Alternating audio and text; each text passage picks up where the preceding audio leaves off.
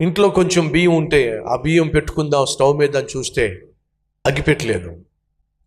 అగ్గిపెట్టి లేనప్పుడు కిరాణా షాప్ దగ్గరికి వెళ్ళి వాడిని అగ్గిపెట్టి అడిగాను. పావలా అని చెప్పి అన్నాడు.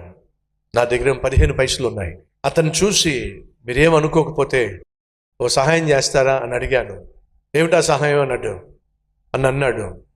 ఈ అగ్గిపెట్టిలో సగం పుల్లలు మాత్రమే నాకు ఇవ్వండి, సగం పుల్లలు మీ దగ్గర ఉంచుకోండి అన్నాను. అదేమిటయ్యా సగం సగం ఏమిటి? నా దగ్గర పావులా లేదు, నా దగ్గర 15 పైసలే ఉన్నాయి. అగ్గిపెట్టిలో కనీసం సగమన్నా ఇస్తే వీళ్ళు కొంచెం వండుకుంటాను అని చెప్పి అడిగాను. అతడు ఆ రోజు దయతలిచి పోనీలే పూర్తిగా అగ్గిపెట్టి పట్టుకెళ్ళాం. ప్రియ సహోదరి సహోదరులు, ఈరోజు ఎంతగా ఈ సేవ వర్ధిల్లింది అంటే దీని వెనక ఎంతో కన్నీరు ఉంది, ఎంతో త్యాగం ఉంది, ఎంతో ప్రయాస ఉంది.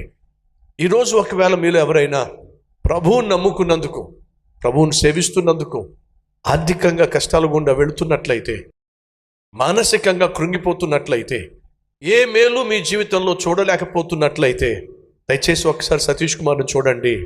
ఈ సతీష్ కుమార్ని దీవించిన దేవుడే నిన్ను కూడా దీవించడానికి సిద్ధంగా ఉన్నాడు.